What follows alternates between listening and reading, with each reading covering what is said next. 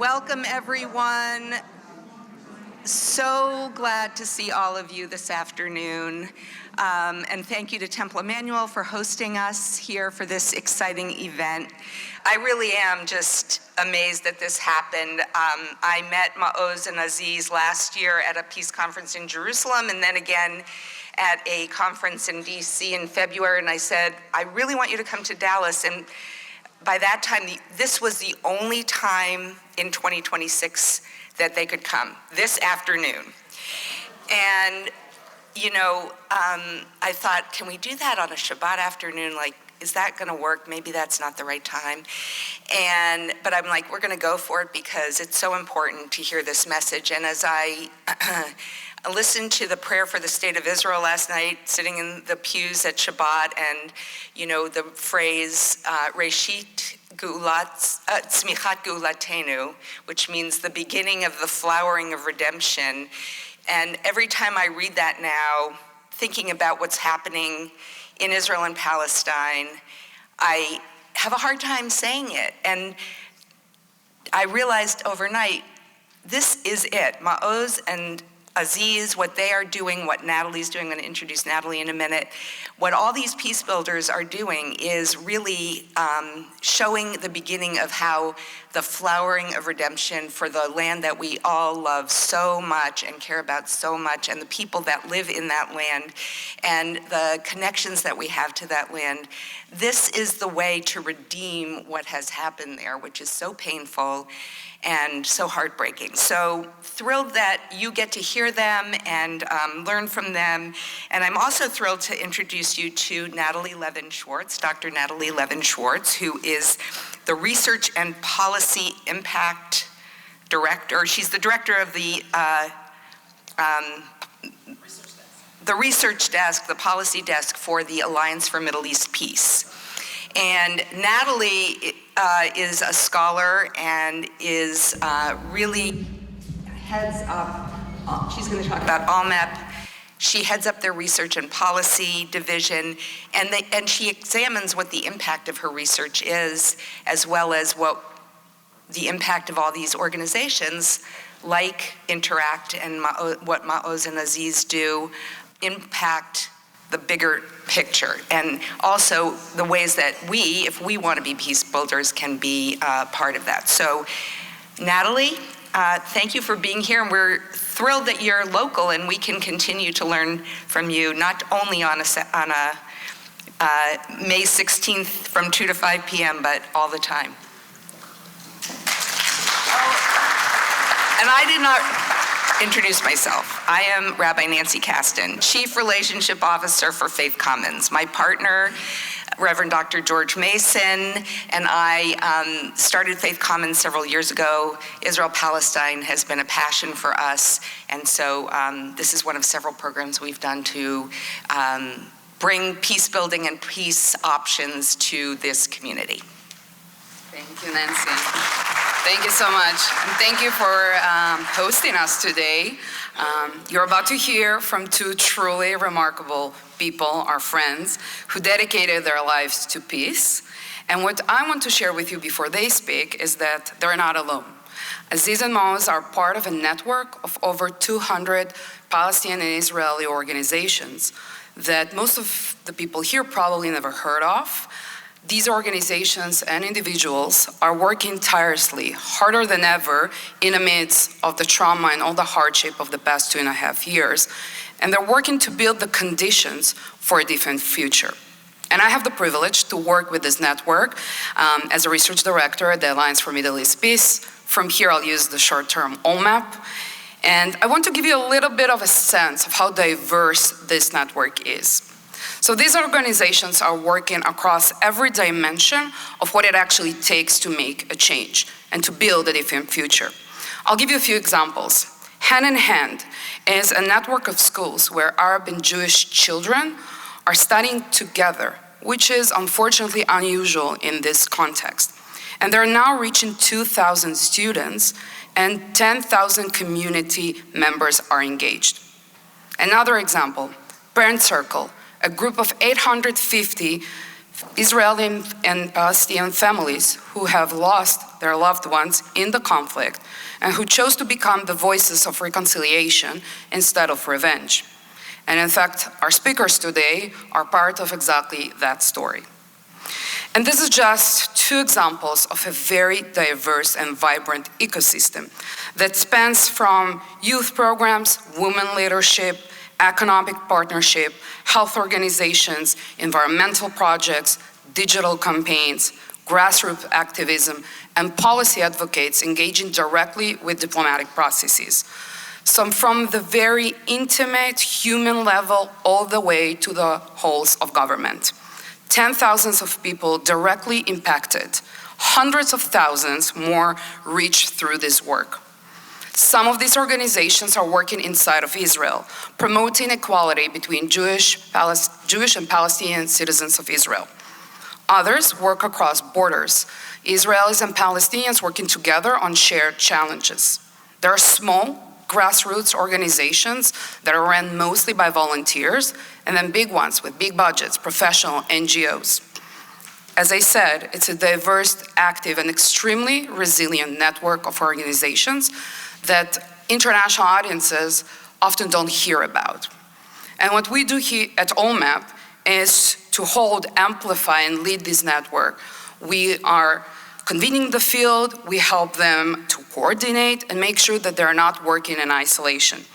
We also do a lot of advocacy for these organizations with government, international institutions, with donor communities, to make sure that these organizations are funded so they can scale up and do their work on the ground, but also so that they have a seat at the table where decisions are made about the future of the region. Our advocacy unlocked $400 million for peace-building initiatives through the passage of a bipartisan legislation in the US Congress at 2020.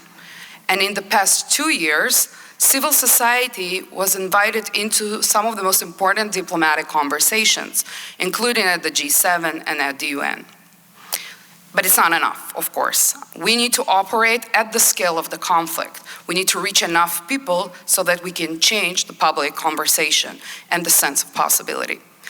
If you want to learn more about any of these organizations or OMAP, I will have a sign-up sheet for you to receive our newsletters and some printed materials.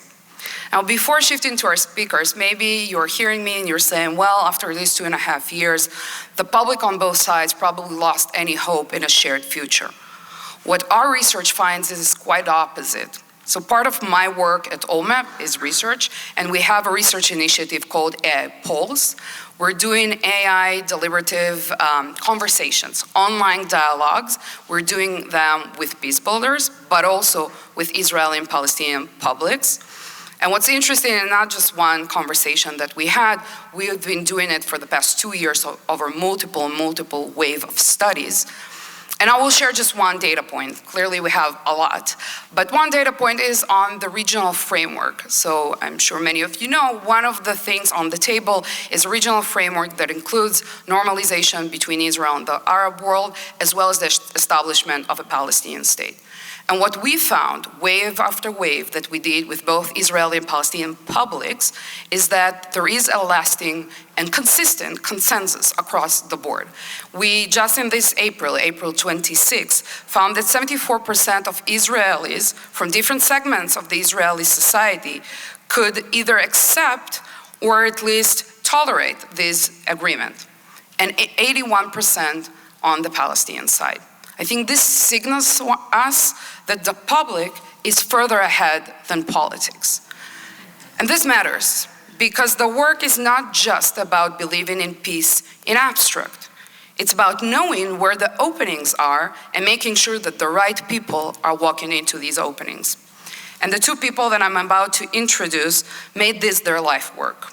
Their organization, Interact, is a nonprofit dedicated to the Middle East peace that works through dialogue, travel, and storytelling to build bridges across divides, and they are close friends of OMAP. Both of them have experienced tremendous personal loss in the conflict, and both of them chose from that place exactly to dedicate their lives to peace and to make their stories to the world stages so that we can also become part of the solution through lending our support to the peace builders on the ground.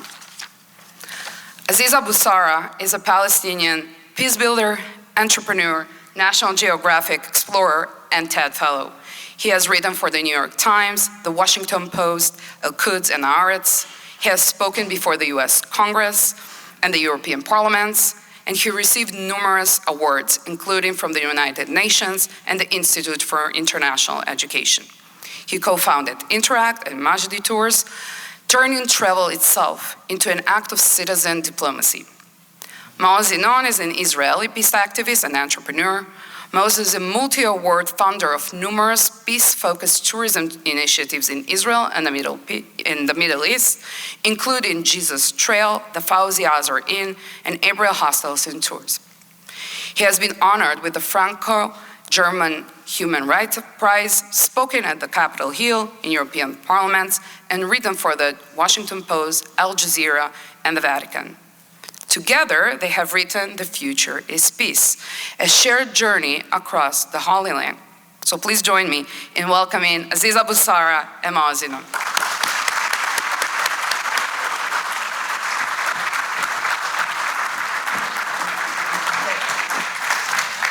We need to stand just a second. Maybe we'll do like this. We'll see you from here better. See, we can like, yeah, like this. This way I can see. Okay. It is pretty comfortable. There we go. Yeah. Okay, it's like in the bar. We just need the drinks. I assume a synagogue has some bottle of wine somewhere. Wow, it's really look beautiful from here. Thank you, Nancy and Natalie, for the warm and kind words and for the really amazing opening. I will start with few opening remarks. First, everything Natalie said is correct. And even more, what Allmap is doing is so crucial for the future, for a just future, for a shared future. So please send our thanks and regards to everyone in Allmap. You are really close friends and partners. Second, Dallas was a huge TV show in Israel. Huge. You cannot, and this is my first time in Dallas. Yes, thank you. It's already been. You have to tell him what's Dallas famous for, because on the way he kept asking me, why there are so many hotels in Dallas? Is it because of the TV show? Maybe. So somebody later come and tell him. But Dallas was huge, but I was too young, according to what my parents said back then, and they didn't allow me to watch it. So if someone later on can give me just, to tell me what was it all about. I remember JR, right? There was JR, yeah? So that's what I got. But it was so huge in Israel, unbelievably huge. So yeah, we are continuing the legacy. So it's really amazing to be with you here. And Nancy, I want to justify to you from the theological point why this is the place to be in Shabbat afternoon. Here in the future, with the future is peace. There is a phrase in Hebrew, pikuach nefesh doche Shabbat.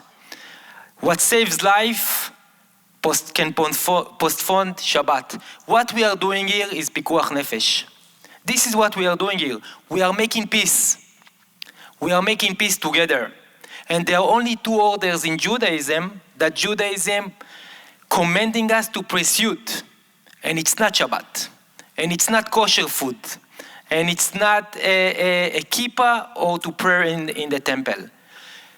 We must pursue justice and peace.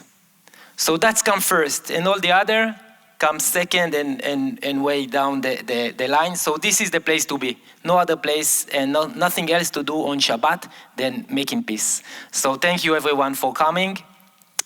Natalie, you didn't mention that The Future is Peace is already a New York Times bestseller. It's the 4th edition, and it was published only a month and 2 days ago. It's already the print, yes.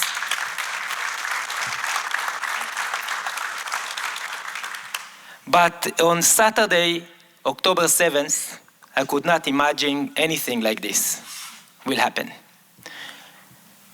Because The last time I spoke to my father was 7:30 a.m., October 7th. I was speaking from my home in Binyamina, and my parents lived in Netiv HaSara, a community that is bordering the Gaza on the north side, and my parents' house was literally shaded by the huge wall that was built to defend them. And my father shared on the phone that there is a war, that they can hear the shooting, the shouting, the bombs, and they lock the house and they are in the safe room. I could hear my mom in the background. I told him, "Daddy, I love you. Please send my love to mom. It's still early. I will get dressed, drink my coffee, and call you again." And while I was dressing up, making coffee, I could see on the social media that the wall was literally falling, that Hamas intrude the communities, my community. And Hamas Toyota trucks are in Sderot, my childhood, like big town. So immediately I called Dad again, only 5 minutes after speaking to him, but this time there was no answer. So I called my mom, and there was no answer. So I woke up, my 3 sisters, my young brother, and through the day we tried to reach my father, my mother, their neighbors, everyone we knew from their community, from Netiv HaSara, and literally no one picked the phone. No one picked the phone. And through the news, we start hearing names of people that were killed. Neighbors, people we knew our entire life, and still no answer.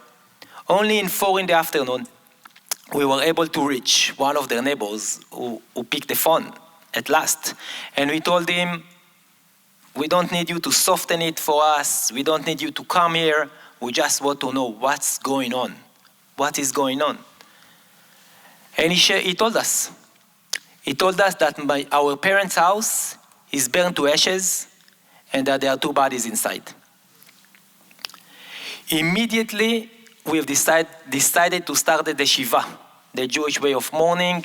Sunday morning, it was the first Shiva of the war.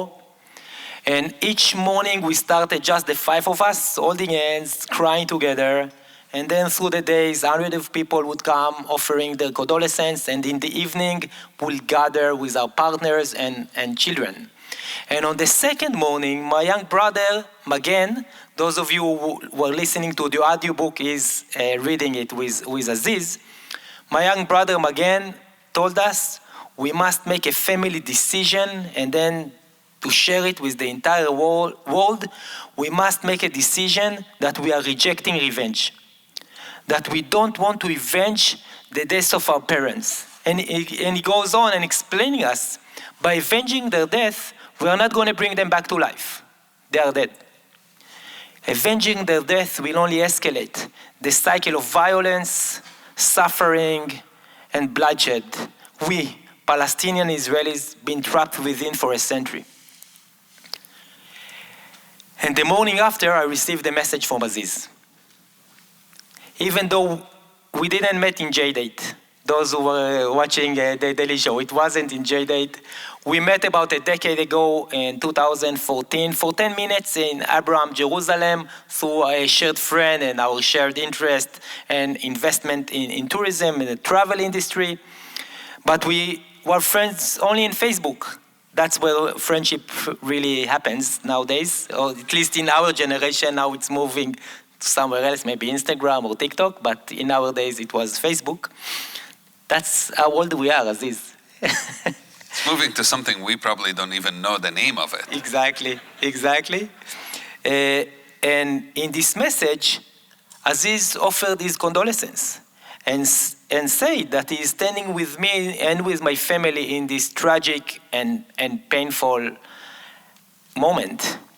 And for me, it was literally like a hand reaching out and saving me from drowning in the ocean of sorrow and pain. It's not a metaphor. I was literally drowning in the ocean. And in the last 2.5 years, we've been working together, co-founding Interact, we'll share more about later, co-authoring The Future is Peace. And now I'm so proud to say, and I'm so privileged that I have few opportunities every day as we tour with the book to say it first to Aziz, but to everyone that is here to listen, that on October 7th, yes, I lost my parents, I lost childhood friends, I lost people I knew my entire life, but I won Aziz. I won Aziz as a brother. Love you. Thank you. It's not as comfortable as he said it is. No. Maybe it has to do with how tall somebody is, if it's comfortable or not. No, thank you all for being here. I do thank you, Natalie and Nancy and everyone for inviting us. I want to also add Jad Hashim in the back.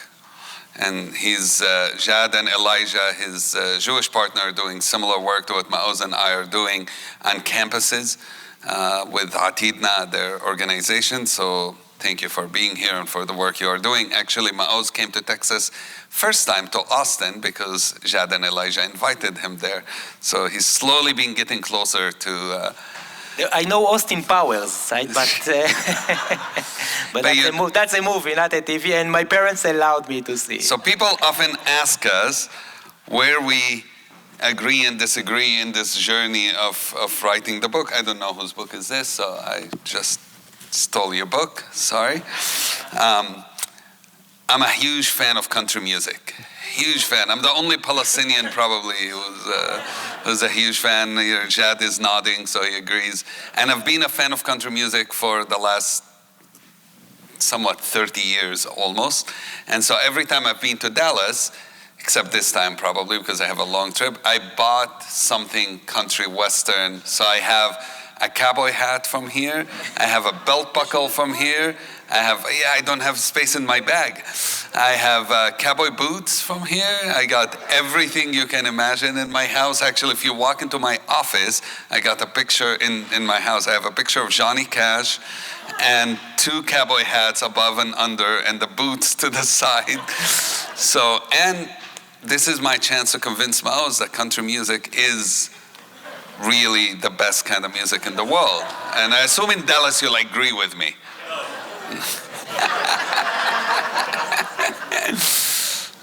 These are the people who weren't born, I assume, in Dallas who said no. But the book is telling our stories, and not just our personal stories, but the Future's piece is about our journey. And we don't agree in everything, and that's not the point. The point is we explore, we learn, we understand. We often do agree. Here and there we share stories that definitely our peoples don't agree on, and that's fine. If we seek full agreement, and we'll talk about this later, Pope Francis had told us when we met him that the only place that has full agreement, or 2 places, is a dictatorship and a cemetery. I will get to it later. Is a dictatorship and a cemetery. Yeah, I give it back. And so we don't want to be in that place. And through the journey of the Future's Peace, we did an 8-day journey. And we travel from Maoz's home in Nativ Asara. We go to the grave of his grandparents and where the remains of his parents were also laid. And then we go meet with people in the kibbutzim where lost family members. By the way, the assumption that October 7th was painful only for Israelis or Jews is not true, because I have good friends who were killed on October 7th, people like Vivian Silver, who I worked with for many years, and others, people who were affected, people who ended up being hostages. So this mindset of, oh, this was bad for one or the other is not true. And then we talk to our friends in Gaza. I have very strong friendships, connections, people I've known for a long time. Talked to a friend like Abdurrahim, who lost 50 people in his family in an airstrike that basically wiped out most of his family.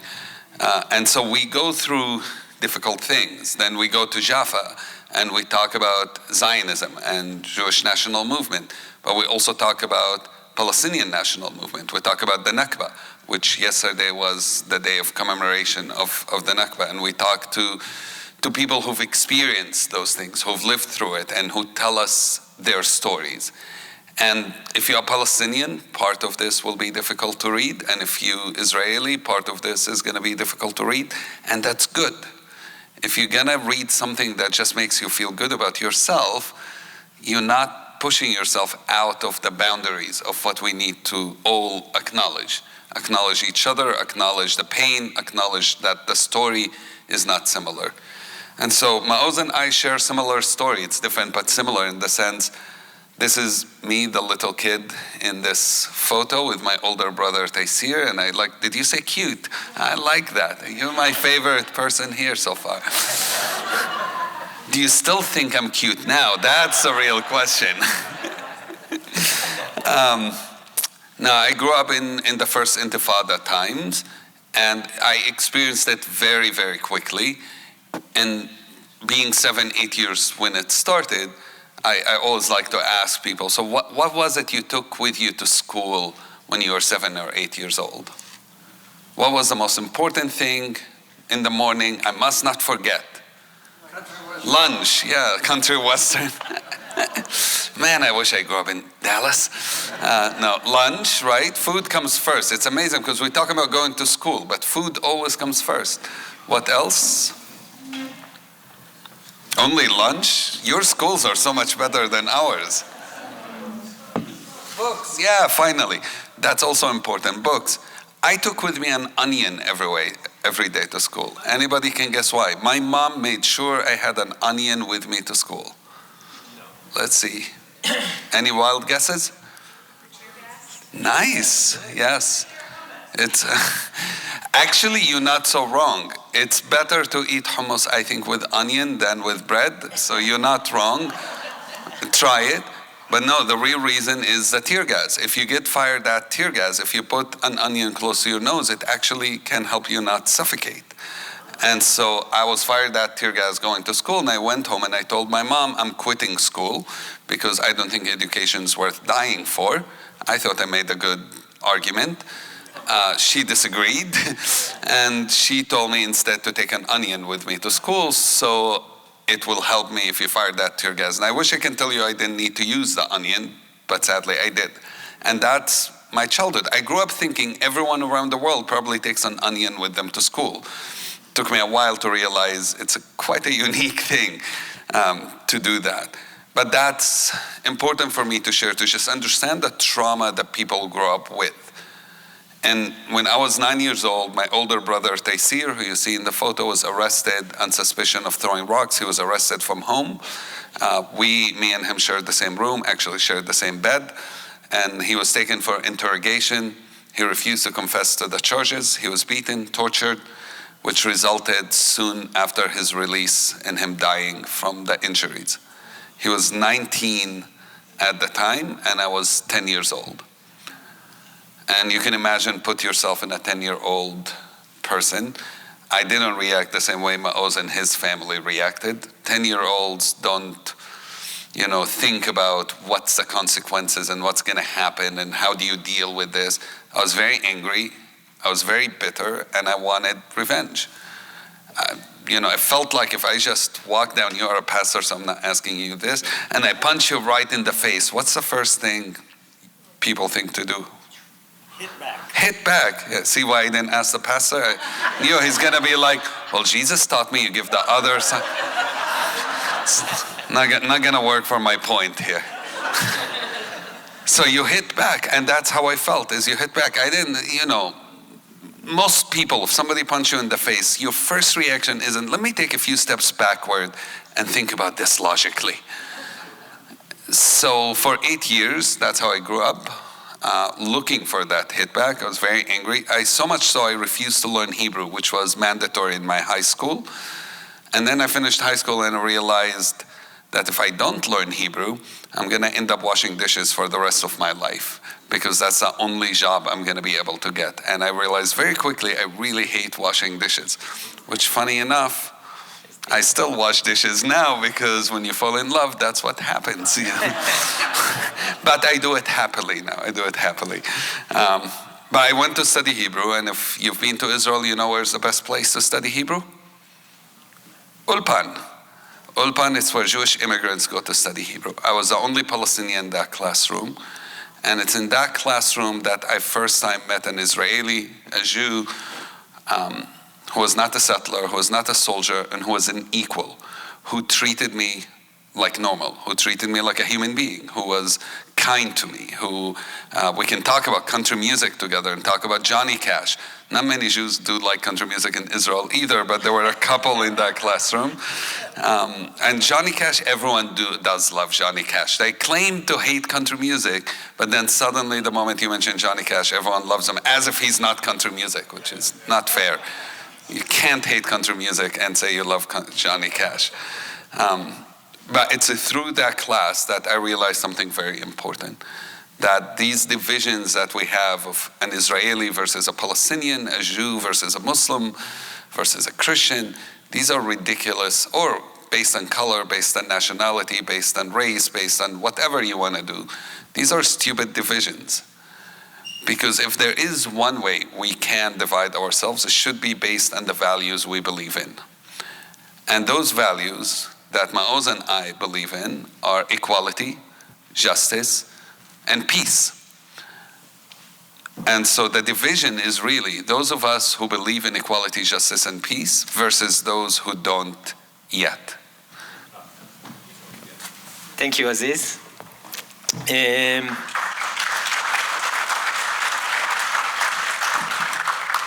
So just after the Shiva, I started giving interviews, like really all over the world. Some of them were really huge, received huge exposure.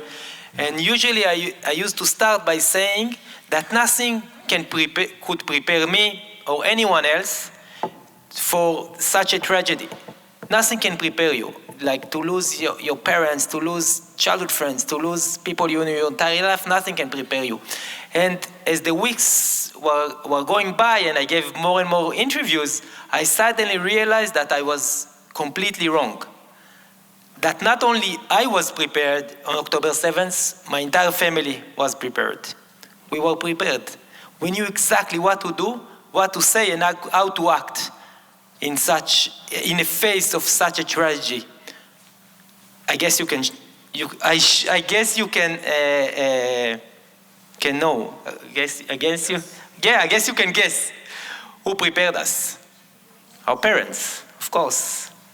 Our parents. My father was a farmer, and everyone who already read the book knows he was the best farmer in Israel. That's a fact. It's not. I'm not saying it to. He was the best farmer in Israel. For 58 years, he was sowing wheat in the Negev, the Israeli desert, and we were raised in the kibbutz, in kibbutz Niram, that was also established by his parents, a mile away from the border of Gaza, and he was the manager of the farm. And every dinner we were eating dinner together in our home, not in the dining room where most of the kibbutz went to eat dinner. So each one of us, the family members, would share about his day, for us in the school, my parents at work, what's our plan for tomorrow. And I remember so vividly that every evening my father would share about the crises in the fields, the crises in the farms, the droughts, the floods, the insects, the heat and cold waves, the wildfire. Every day was a new catastrophe, a new disaster. But while he was sharing about the daily disaster, he would always immediately would say, but next year, next season, I'm going to sow wheat again. I cannot predict the future, but I can change it. I have the agency to change the future. And to do so, I must learn from my mistakes. I must consult with other farmers. I will get the best seeds. I will fertile the land. I will open it for the rainwater to come. And I will sow, even though we are in a temple, not with prayers, not believing. I would sow knowing that next year will be better. And now this is exactly what we are doing. It doesn't matter how devastating the reality is. Wow, it's devastating. The last 2.5 and more years were the bloodiest years in the Israeli-Palestinian conflict. A conflict that is lasting now for over a century. So many lives were lost. So many lives are still being lost. The ethnic cleansing is continuing. Civilians are being killed. Racism is rising. Dehumanization between Israelis and Palestinians to Israelis is reaching a level that we could not imagine. But we know that the next season will be better, because we know that all conflicts end in the end. It's not a wishful thinking. It's not a naive belief. Everywhere you look around the world, there was there were bloodshed, devastation, catastrophe, and disasters. But it's a law of nature that all conflicts end in the end. So if that's already proven, so my question, or what we are here to do and to say, so if it will end one day, why not today? Why not today? We all have the agency. If we all start acting, not just praying, believing, or wishing, or wanting, start acting to create a just future, a lasting peace in Israel and Palestine, and then for the entire humanity, it will happen. That's already proven. When and how many lives will be lost, that's something that is not answered yet. But we are working very, very hard to make it. We say our time frame is peace by 2030. Peace, yeah, now you need to, peace by 2030.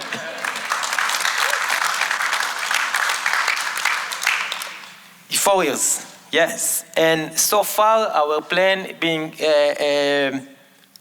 we are on the plan, on the track. And my mother, someone got a mandala. Here I put mandalas in the bookmarks.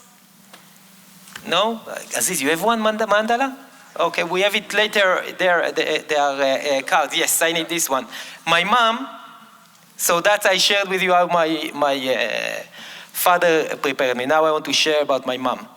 My mom was an artist, very talented, very creative. She was doing art not from recycled materials, but really from garbage. She would collect sponge from the people in the kibbutz, and then she will of course clean them, and then she will do quilts with sponge and with different clothes that are not used anymore. And in the last 15 years, my mom was painting mandalas. She had a studio who miraculously was saved. The fire was taking their entire home, and the wooden deck that was leading from the home to the studio was again burned completely, and then the fire stopped at the entrance to her studio, exactly like the day she left it, the day before. And from the 1,000 mandalas she painted, she gave me only one. Before I will read it to you, don't look. I want to share with you a vision I had 4 days after October 7th. I was in bed crying. My entire body was in pain that I have not witnessed before. And through my tears in my bedroom in Binyamina, I could see a star. I could see a star, like he was as close to me like you are close to me. And then the star, the beautiful star, started talking to me. He asked me, Maoz, do you recognize me? And I told him, no. Are you sure? Can't you recognize me? No, I don't know any star. And this is an important moment to let you know that I know Maoz very well, and I can assure you he's not on any mushrooms.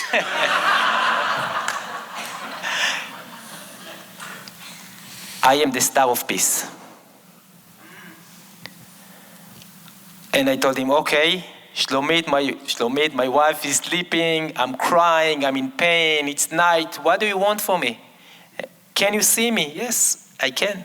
Start following me. And this is what I'm doing since that night. And then I went, after having this vision, I went to visit my friends at the Abraham Hostel, which I co-founded and managed in Tel Aviv. And in my office, what used to be my office, there was a mandala that, the only mandala my mom ever gave me was sitting at my back. But I see many mothers here and few sons. And I have a confession to tell. But I hope the sons will forgive me. When you are mothers, when you are giving us something, a blessing, a writing, we don't really read it. If there is money in the envelope, we'll take the money. but we are not really reading what you are giving us. So few weeks after October 7th, after seeing the star in my vision, I went and read for the first time what my mom blessed me when she gave me this mandala in 2016. I will say it in Hebrew and then in English. כל החלומות שלנו יכולים להתגשם אם יהיה לנו האומץ לרדוף אחריהם.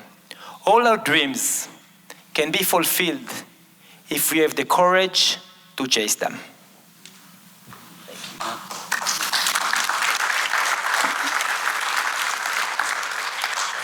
So in the beginning, we talked about our work, and we wanted the Future's Peace to also feature what exactly are we doing and what our plan is, and that's why Maoz and I co-founded Interact, our nonprofit, and we looked at what is missing, what is it that we can fill in the story, in the peace work, because there's a significant amount of things that needs to be done, and there aren't yet enough of us doing it. And one of the main things we felt is very important is amplifying the voices of peacemakers and legitimizing the voices of peacemakers. You need both of these together. We need to have our voices heard more often in places. I don't know how many peace activists have been to Texas to talk about Israel and Palestine before. I can guarantee you not many. And this is why it's important to amplify our voices and bring legitimacy to it. And one example to that will be us meeting with Pope Francis. And it happened through exactly this. Everything we've done has been a success because somebody took an opportunity to support us, so amplify those voices. This book, The Future's Peace, was written because a rabbi came to Jerusalem, who I've known for many years, and she heard Maoz and I talk, and she said, I'm going to connect you to a book agent. And she goes to Santa Cruz. We didn't know then. She was connecting us to one of the most respected, well-known book agents, who's also the book agent for the Dalai Lama and Desmond Tutu and Jane Goodall and us. You know, it's a pretty nice list. And then he goes, you need to write a book. And again, we had no plans to even write the book, but this is how amplification, legitimization works. And so we work with him for a couple of weeks. He takes what we work on with, and he goes to Crown Publishing House, which is known again as one of the most prestigious, maybe the most prestigious in the United States. And 2 months, exactly 2 months after we talk to him, we get a book deal with Crown. And this happens because of a rabbi saying, I'm going to amplify your voices. Meeting with Pope Francis was similar. A journalist came and interviewed Maoz, and she asked him about what she can do. And he says, amplify our voices, and since you're from Italy, you can connect us to the Pope. You know, if you don't dream big, nothing happens. So you don't connect us to a bishop. You go right away to the Pope, and you're like, if she can, she'll connect us to the cardinal. It's okay. Yeah, that's how it works. And she goes back, and 4 weeks later, she calls him and says, okay, I can get you on a screen where the Pope is going to be there. And he goes, nah, that's not good enough. We need to be there. And she goes, okay, let me check. And she talks to people and she says, okay, you can come. However, can't guarantee you what's going to happen, because the way the Vatican works, you never know what's happening. And we go there until the morning of, we don't know what's going to happen. Pope Francis gets on the stage. There are 12,000 people there, mostly peacemakers from all over Italy and the world. And he addresses, different people ask questions, he addresses them, and then comes our turn.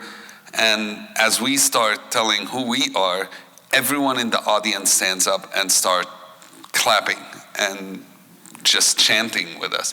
And it's such a moving moment. And Pope Francis signals to us. We walk to him and he just opens his arms and gives us this big, to me it lasted like 20 minutes, hug.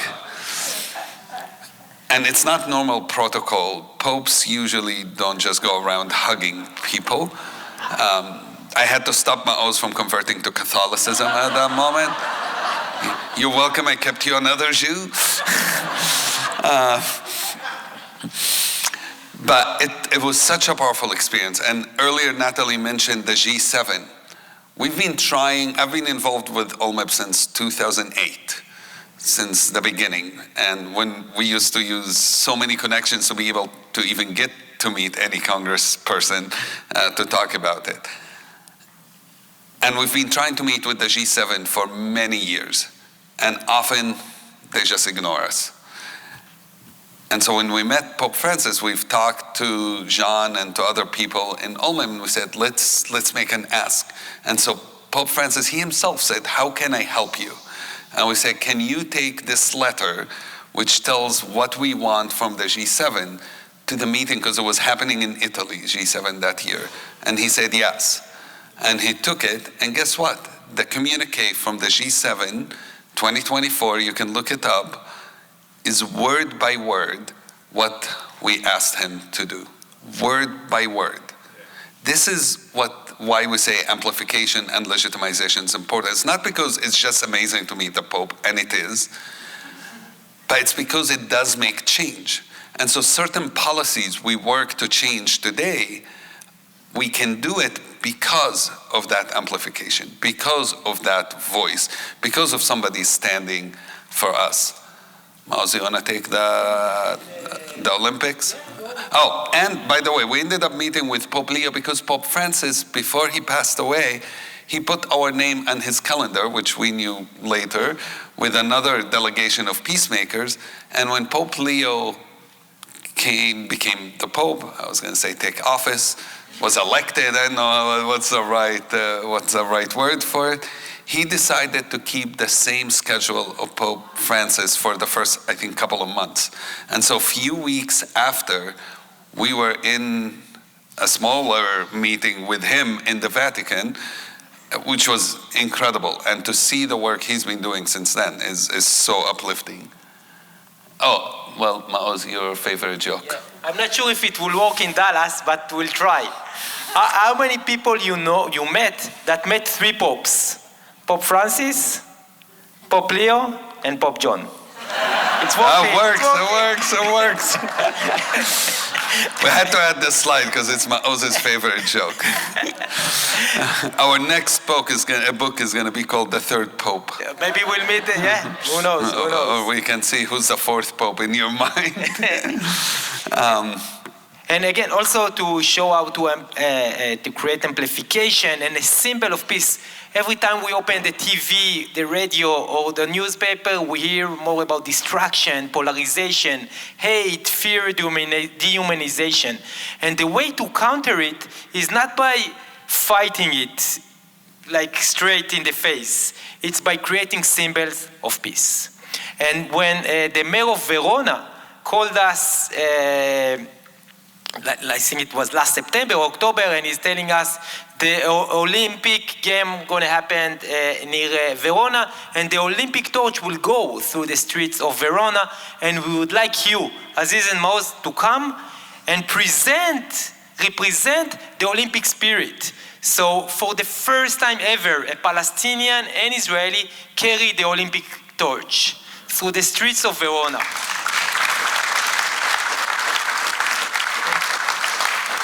And we were endorsed by Italian politicians from both sides, right and left. Peace is not something red or blue.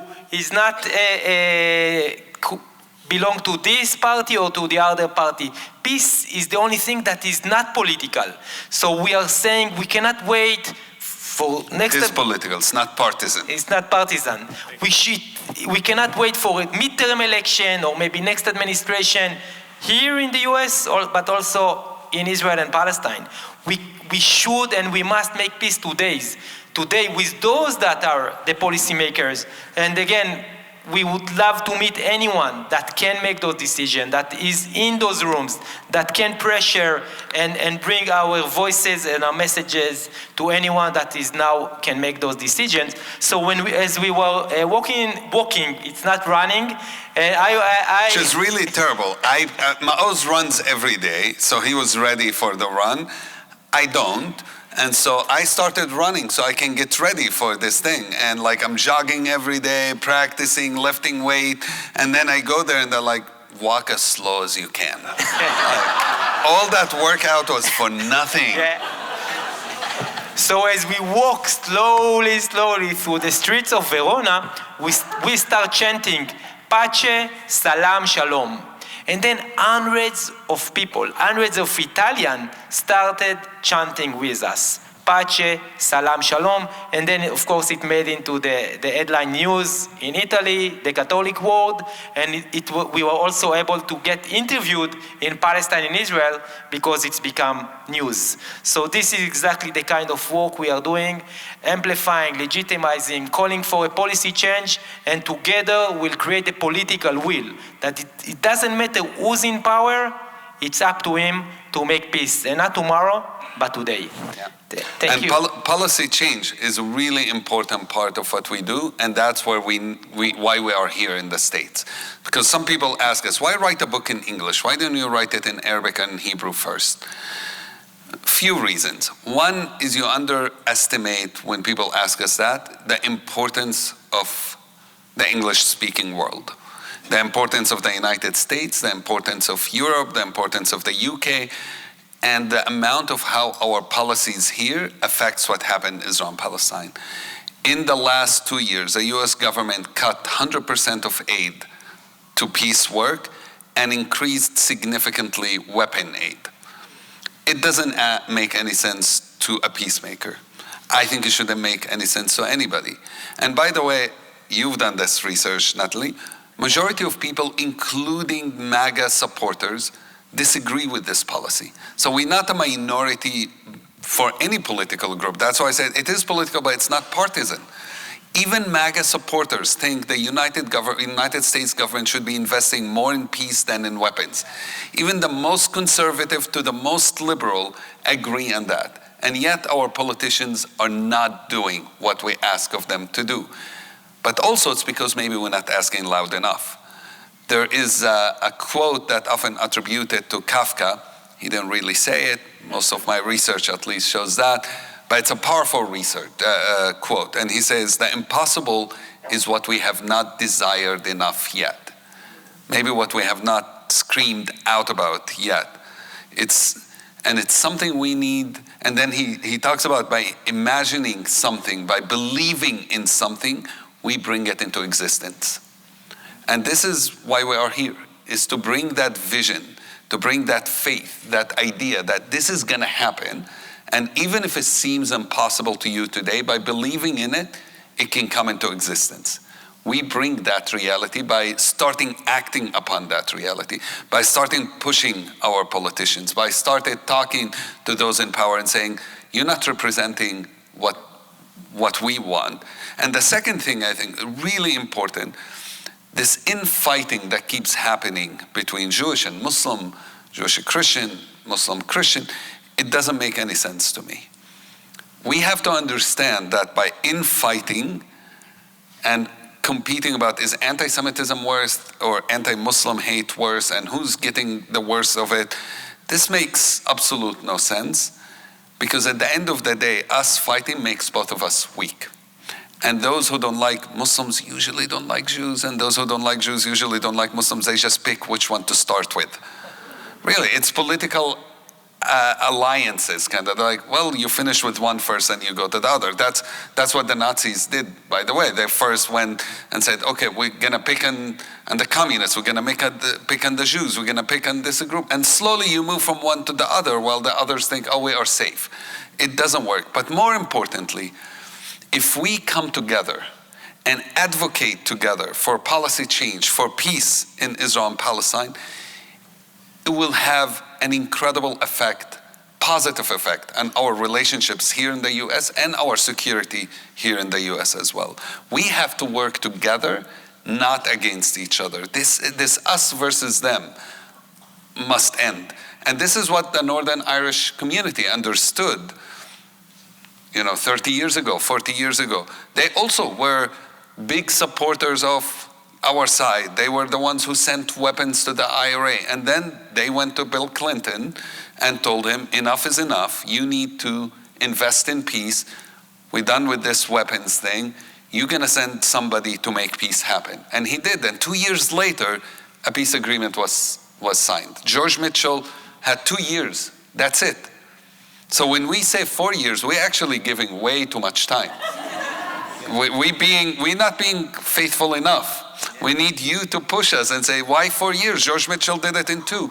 And I spent a lot of time in Northern Ireland. I can tell you, I met the people who negotiated in those rooms, and they would tell you they weren't ready.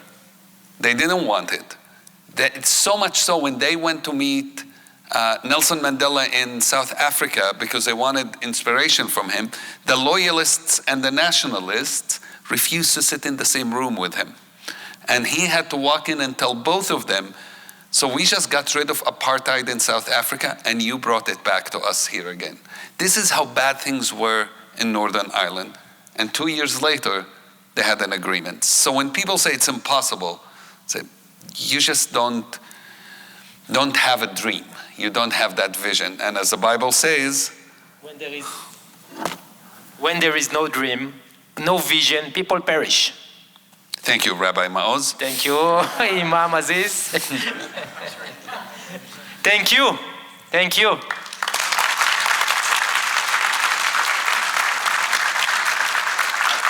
So, Natalie, we're going to have a Q&A. Yeah, Nancy?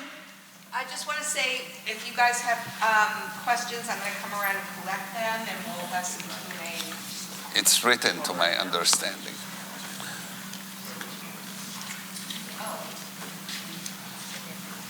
And because I know it's Shabbat, so probably some of you don't want to scan a code, you can find this on thefutureispeace.com, which will tell you a lot more about our work. And then if you want to follow us, it's very easy on Instagram. You don't need to scan it, but it's basically our names. It's at Aziz Abu Sarah as it's written in the book, and at Maoz Inon as it's written in the book. And at the end of October this year, Aziz and I gonna lead a tour that is following the book, The Future is Peace, 8-day tour in Israel and Palestine. And again, you can find it also, more details at thefutureispeace.com. And I think there is still a raffle going on, no, Aziz? There is a raffle. There is a raffle. One person will get a free trip. One person, if you apply. So it's going to be a really beautiful and exciting tour and a journey for us and for everyone who will join. Maoz, please comment. I like this because it's for him. All hard questions go to Maoz mostly, and I choose for now at least until somebody else takes that power from me. Please comment on Netanyahu's current policies and behavior. The most important lesson and difficult lesson I learned after October 7th was the lesson of forgiveness. After October 7th, I held the Israeli government accountable for the death of my parents. They promised us many, many times in the last 2 decades security and safety. In May 21, they promised us that all Hamas tunnels in Gaza were destroyed. They promised us when they erected this huge wall and defense barrier, starting with satellites, drones, balloons, 60 feet concrete that also go maybe 100 feet down below the ground. They promised us security and safety. And October 7th was the worst day in Jewish history since the Holocaust. And I wanted to take my revenge with the Israeli government that also publicly said that Hamas is a strategic asset to the states of Israel. They were sending them cash, like dollars and money, and they were protecting them. So I wanted to take my revenge. And I had a dream how I'm going to do it. I had a plan how to execute this, how to make them pay for what they've done. But learning from Aziz that he chose forgiveness not because the soldiers who tortured and and killed his brother asked for it. He chose forgiveness not because they are listening. He chose forgiveness to save himself. To save himself from the destiny those who killed Taysir chose for him. So as long as you are seeking a revenge, it's consume you from the inside. It's destroy you. Revenge will never fill the hole that was created. Not for Aziz when Taysir was killed, and not for me when my parents were killed. It's only make this hole bigger and bigger till it's big enough to be our grave. So I've decided to choose radical forgiveness. I don't care what the government has done in the past. I don't care what they are doing in the present. I care only about the future. And also, and everyone can be a war criminal, and everyone can be a peacemaker. And many times that's a lot of the teaching I got from Aziz, because Aziz worked in something like 60 conflict zones around the world. Many times those who signed the peace agreement, the day before they were committing war crimes. So we need to pressure them. We need to do everything we can for them to change their policy. So I'm not against anyone, not human being or not any person. I can be against policies, but when this policy will change, I will be their biggest supporters. So it's not Netanyahu is not to blame. Each one of us is accountable. We are all human beings, and we all have if we all have the agency, which we do, to change the future, we are also all accountable for the present reality. So I don't want to focus on the Israeli government. I want to focus on us. How can we work together? How can we vision together? How can we create hope? By acting in order to make our shared vision into reality. So this is where I'm focusing. First, I was healed. Okay, for a very personal reason, I was healed. And the last 2 years after choosing forgiveness, I can say it's the most amazing 2 years of my life. I'm creative, I'm supported, I'm feeling loved, I'm building relationship like Chip and Stefan here through a mutual friend, all in, now we become friends, and Jad, and Natalie, and Nancy. So, and we are, the tribe is getting bigger and bigger and bigger. And soon it will be big enough. We don't need to be the majority. We need to be enough. Aziz will say, Aziz got proof that research shows that we need only 3.5% of the people acting for a change. So we are nearly there. That's what I feel. And I'll just add, you challenge policies by doing something about them, not just complaining about them. I think for a long time, the focus has been, even in the peace movement, to talk about how terrible Netanyahu policies are, but then we can talk about it until, next year and nothing will change. What happened this year that I see is different is some people started working on making change. So I'll give you an example from 2 days ago. 2 days ago was the Jerusalem Day. For those of you who've been to Jerusalem, on Jerusalem Day, it's one of the worst days of the year. It's usually young settler kids are brought in buses to march through Jerusalem with flags, and usually they scream stuff. I've been there, so I saw it myself. Death to Arabs, Muhammad is dead, burn their village, all this nonsense, and break some stores, punch some people. Horrible day. So we complain about it. Nothing changed. In the last 2-3 years, a group of activists, Israeli, Palestinian, coming together, started going and creating kind of like a human shield to protect the property and the people. And the first year, 50 people showed up. The second year, a couple hundred people showed up. This year, 500-600 people showed up. And the more of us that show up and show that peace is an action, is not just talking in conference rooms, it's going and showing up. And the impact of that is so huge. I want you to think, one, the Jewish community that sees this, the kids that are marching through the streets and they seeing other Jewish people protecting those they think are the other, and then the Palestinian community that, for so long only saw, like I grew up, only saw the settlers, and suddenly they're like, okay, this is not Jewish versus Arab. This is these guys who are radical versus these guys who are with us because we share the same value. So this is something to think about. What are the actions that we can do today that can impact the future? Yeah. Okay, that was I only have- one question, so we're gonna be here till the Shabbat end, okay? We'll have Havdalah tomorrow, okay. maybe Tuesday. Okay, so I'm going to put together some of these questions that are on the same themes. And one of the questions is about any kind of opposition you've had to your points of view, to your public persona. And related to that, are you planning to release the book in Hebrew and in Arabic so that Israelis and Palestinians will also be able to read your story? And I would ask if you've had any pushback here in the States or anywhere else around the world, in addition to what in Israel or Palestine. Okay.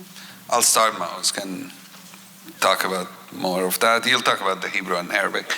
Pushback, yeah, I mean, you'll always have a pushback. If nobody ever pushes against you, then something is wrong.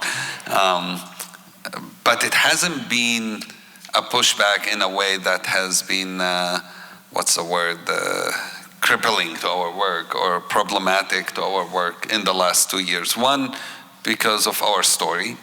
I mean, you have to be such a big jerk to come to an event like this and say, yeah, you lost your parents and you lost your brother, but I think you are whatever. That doesn't almost happen at all. In America, it hasn't happened at all, which is really incredible. And we've had people, you can tell, have come with that intention. You can tell when they show up to the audience, and the way they dress, the way they, where they sit, and then they don't do it. And I don't know exactly how and why, but it has been incredible. But yeah, there are people who disagree with us. I think you can't focus too much on those who disagree, because we have so many more who agree with us, and our goal is to get those who agree with us to start acting on that agreement. It's not just going to those who disagree with us and convincing them, which we're not against. We're happy to go everywhere and talk to anybody, but the focus shouldn't be if somebody is disagreeing with us or opposing us, we stop everything we do and we go only for those. There are so many who are already with us in heart and mind and live in despair. And we want to convince those who are in despair that it's time to get out of that despair, and it's time to act upon our hope, and it's time to have vision again, and it's time to believe again and to act upon it. That's our number one priority. And then, yes, we will also talk to those who disagree with us and who don't see eye to eye with us, and many of them are willing to have the conversation. What about government bodies, though? I mean, we know that here too, we're seeing our We met government. tons of Congress members. No, but I'm just saying, is In there Israel, any Palestine. repression of your free speech? I know there has been repression in Israel of other groups. Yeah. Have you experienced that yourselves? Yeah, I was the chairman of the Parent Circle. Most Israeli Palestinian organizations that speak at schools are banned from speaking at schools today. The Palestinian Authority also doesn't let people speak at schools. Protests today are met with a lot more violence. I just on the way to here, I saw some videos of protesters being arrested. So you definitely see a massive change in policies, and it doesn't surprise me considering who's the head of police right now. It's something, but I think we cannot allow those things to stop us. And I think it only shows when people resort to more violence and more laws to shut you up and to draconian actions, it only shows that they're losing power. They're not holding on power. They're afraid. And to me, I always say the most scary thing for Netanyahu and for Ben Gvir and for Hamas is not weapons. It's not guns, it's not Iran, it's not any of those things they talk about. The most scary thing for them is this, because this is the alternative to what they're doing. And if we can show this vision, what the future can look like, it's terrifying to them. We showing an alternative, and they will do everything. That's why they're using violence against Israelis and Palestinians together, because they want to make sure nobody sees us together. It's the biggest threat to their vision of us versus them. So Natalie, Just answer that probably by the end of the year, the book will be published both in Hebrew and Arabic. We are negotiating now with local publishers, and it looks very, very promising.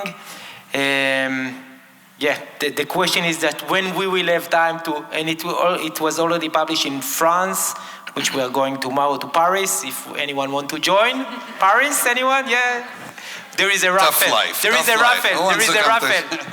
a raffle afterwards. In the UK, it's already been translated to German, to Italian. And I really was sure you're going to say it was translated to UK English, which is accurate. It is published in the UK. If you see the UK cover, you will agree with Aziz that it was translated to British. And definitely Hebrew and Arabic is very high on our priority list. Thanks.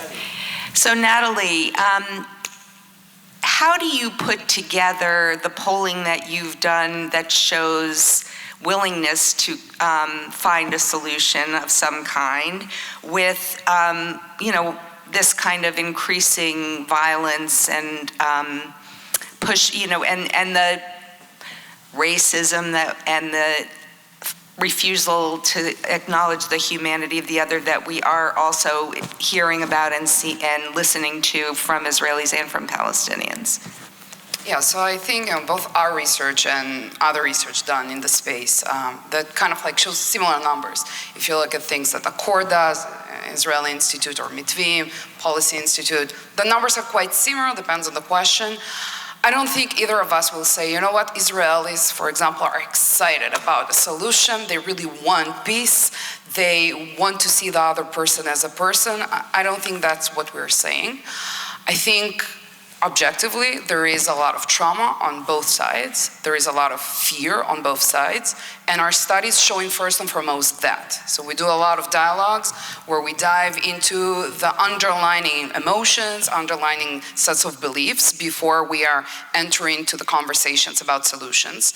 So there is a lot of fear, a lot of sense of instability, a lot of emotions around security, and security is understood on both sides not as walls, not as more military. It understood as emotional safety, as I'm not feared for my children, I can travel freely, I can have economic independence, and so on and so forth.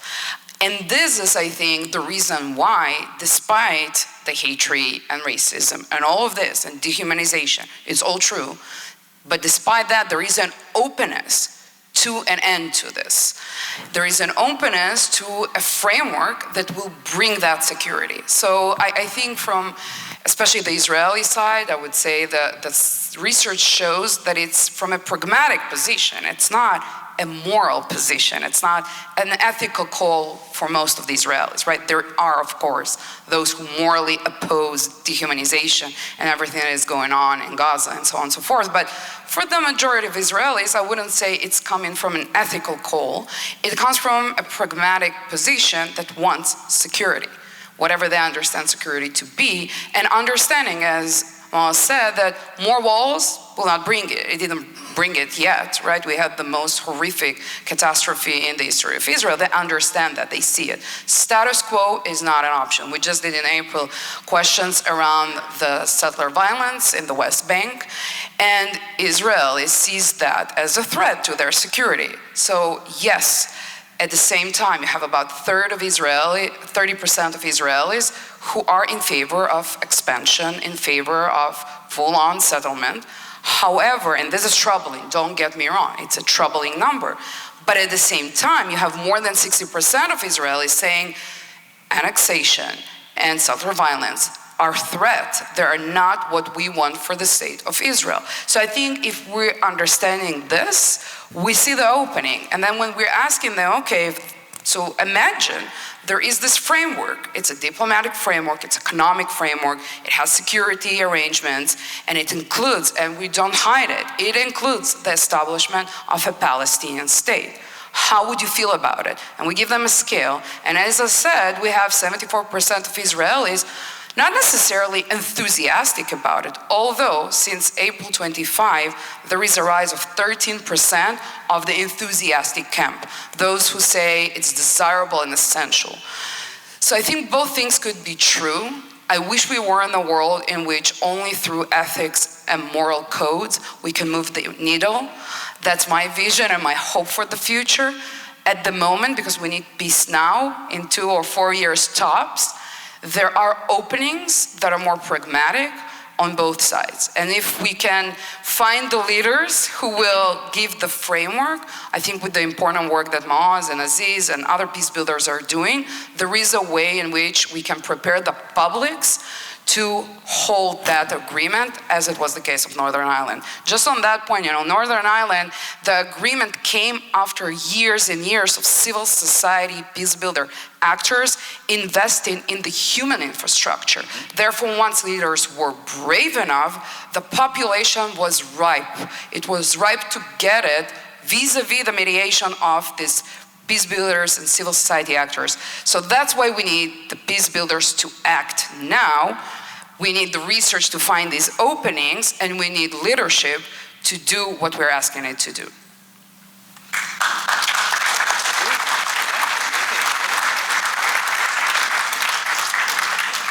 So Aziz, you talked about how much money is poured into military solutions versus peace-building solutions, and how we now have the U.S., for example, is not giving any money toward Palestinian-Israeli peace building. How does that change? Do you have strategies for that? And is that related to who you are hoping to connect with next to amplify your voices? Yeah, absolutely. So that changes by pushing people on the Appropriation Committee and the Foreign Affairs Committee, both in the Senate and in the House, and going to those members who are Democrats and Republicans. You need both, and pushing them to change. It was a decision made by the administration, but Congress didn't challenge it.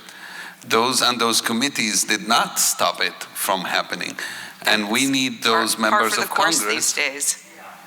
Yeah, we need those members of Congress to hear from their constituents. And that's why we are in places like Texas to say, write to your members of Congress and say, this is not acceptable. This is not okay. This doesn't represent us. And we're trying to get as much the word out to get those members of Congress to meet with us. And I want to tell you, policies are changing in some ways. There are members of Congress who are much more open to what we're saying than 2 years ago. 2 years ago, we walked in Congress, many didn't even want to meet with us. Today, we walk into Congress, we know people. We have relationships, more on the Democratic side than the Republican side, but that needs to change as well. I think we must be in conversation with both sides of the aisle. And, Maoz and I say, if we get a chance to meet President Trump, we'll go tomorrow, we'll go tonight, we'll cancel the trip to Paris for that. Because we'll engage with anybody who has the power to make a shift for our peoples. It doesn't matter who, it doesn't matter if we support them or not, voted for them or not, that's less important. It's important that we push for policies that actually save lives. So in the Jewish community, I'm just noticing how many young people are here today, which I'm thrilled to see. And of course, there is a concern that because of anger about the way that Israel is behaving, and anger and frustration and despair about any kind of future solution, and also being associated with either Israel or Israel's government, that we are losing youth engagement in this issue. How would you speak to the youth of America on college campuses, and particularly Jewish youth, but I would say all youth, about addressing this conflict between, this conflict within Israel and Palestine? First, would love to go and speak in universities and in college, here in Dallas, in Texas, and across the state. So I will speak as a Jew to Jews. When we choose one side, we are only ensuring the conflict will continue. Because there was going to be one next to you that will choose the other side. That's the world walk. And then we can win the argument. Sometimes we would lose the argument. But as we are winning or losing the argument or the debate, people on the ground in Israel and Palestine are losing their life. So instead of importing the conflict to your universities, campuses, cities, states, nation, let's start working together to end, to solve once and for all the Israeli-Palestinian conflict. And thank you. And if we will resource ourselves and our means, and we all know that the Jewish federations and congregation supporting Israel in hundreds of millions a year. But if we'll continue to hold the status quo, the action we were doing in the last 78 years, just threatening the state of Israel, but not looking to the other people that we, the Jewish people, are sharing the land with, to the Palestinian people, we are only weakening the state of Israel. It doesn't matter how much money we're going to pour there. It doesn't matter how much we're going to lobby in the Congress or with the administration to send more weapons. Israel today is as weak as ever. Come and speak to your Israeli friend. Come and visit. It's as weak as ever. And I don't want to be a prophet of doom, but I will say that if we won't solve the Israeli-Palestinian conflict now, we might witness the third exile of the Jewish people from the land. This is this is the word in the street. This is the word in the street. This is the word. And the role of the prophets, and we are a temple, so I can say it, okay? There are two, for the ancient prophets, they had two roles. Number one, to tell the high priest, the kings, and the common people that if they will continue to do the same, to act the same way they've been acting in the past, to try and hold the broken reality in their last efforts, which is what we are trying to do nowadays. With our last efforts, we are trying to hold the broken reality. It's going to crash upon us all and bring great destruction. This is what's going to happen. It's very clear, and not for the first time, unfortunately. And the second role of the prophet is to show us the path to peace and reconciliation. All the prophets, that's the prophecy. That's the only prophecy, the relevant prophecy. And it's very easy, Nancy, to differentiate between false prophet to true prophets. I will start in Hebrew and then move to English. False prophets are following or profiting for dam ve'adama, territory and bloodshed. That's the false prophet. Blood and soil. Blood and soil. Yeah, blood and soil. And true prophets are calling for Adam. The prophecy is for humanity. So we need to choose. Do we want to follow blood and soil, or do we want to follow the humanity? To be part of humanity, to create a new humanity where we are all equal. We are all living in justice, in dignity, and equality. And we can do it. Together we can do it, and not in our lifetime, not the next generation that are now in university. We can do it by 2030. Aziz or Natalie, do you have anything to add? I'm good. I'm Okay. going to make sure we reach enough questions. Yeah, so here's a question. Have you ever had a disagreement that you haven't been able to resolve, and what did you do about it? Between the two of you. Haven't been able to resolve. Music, again, beside music.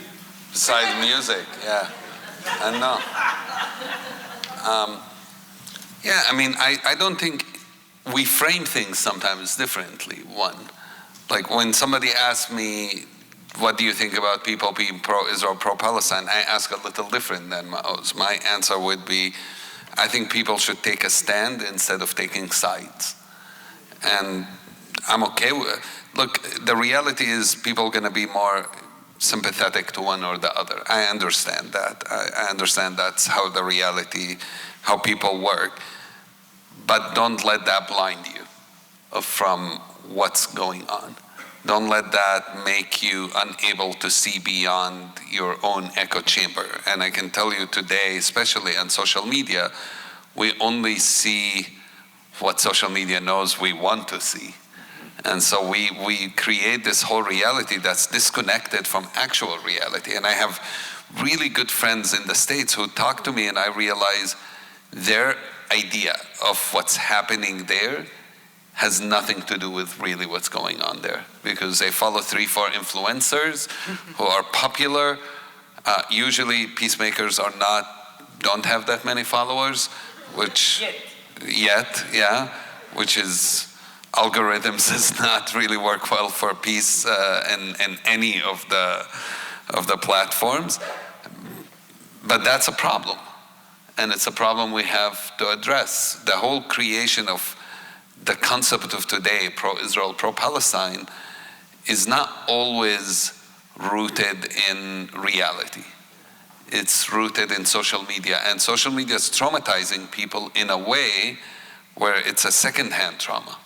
So it's much harder to heal a second-hand trauma than a first-hand trauma.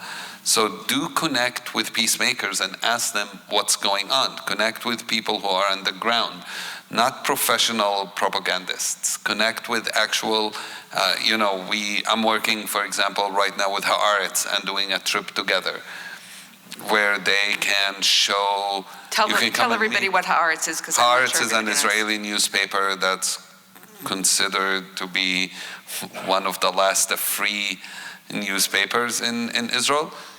There's a long story that I don't think we have time for, but a few years back, Sheldon Adelson kind of destroyed the newspaper business in Israel by creating a free newspaper that basically made no one buy newspapers anymore. And so it's a losing business. But Haaretz has some of the best journalists in Israel, and so we're working together and bringing people to Israel and Palestine, where you meet Israeli and Palestinian journalists and go and learn what's happening firsthand, and you meet peacemakers as well. This is what it means to be connected to reality. It's not a few influencers. Follow actual journalists, follow actual people who are in the West Bank, follow organizations like Rabbis for Human Rights, follow organizations like Parent Circle, Combatants for Peace. Those will give you much more understanding of what's going on. Follow activists like Jad, like Maoz, like myself. They'll give you much better understanding of what's going on than most of what you see on social media. That was great information, but it didn't answer the question. By the next time we come to Dallas, we'll have an answer for that. Okay. So all you disagree with, the one thing you can't agree on is music. No, I mean, I'm sure we disagree on more, but maybe we don't want to talk about what we disagree about. All right, we get it. We have to know each other better. I think we'll stop there. We do have a reception for sponsors. No, and also, maybe we'll do a selfie. Oh, yes. If you can raise your books. Do you have your books? Not yet. We're okay, so don't go, okay? Don't go. Yeah, we'll do a selfie. And I'm going to let each of you have a final. The Longhorn Ballroom, because they don't have one in Paris. Is it a country music place? Oh.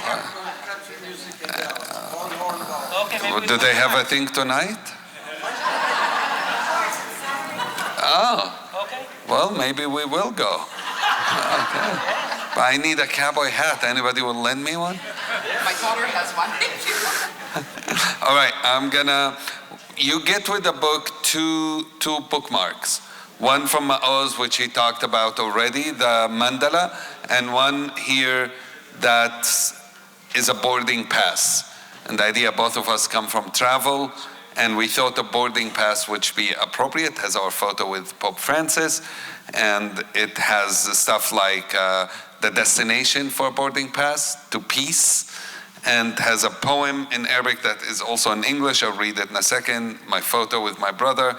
And I want to read you the poem as a way to finish, and then we'll take the photo.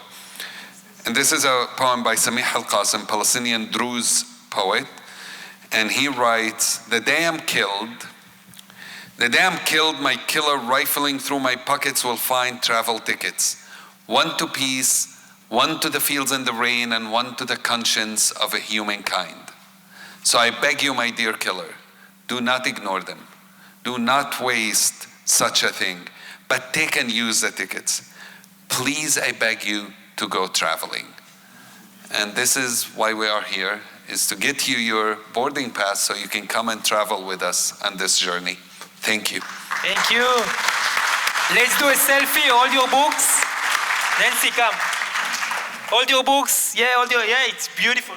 Natalie, come.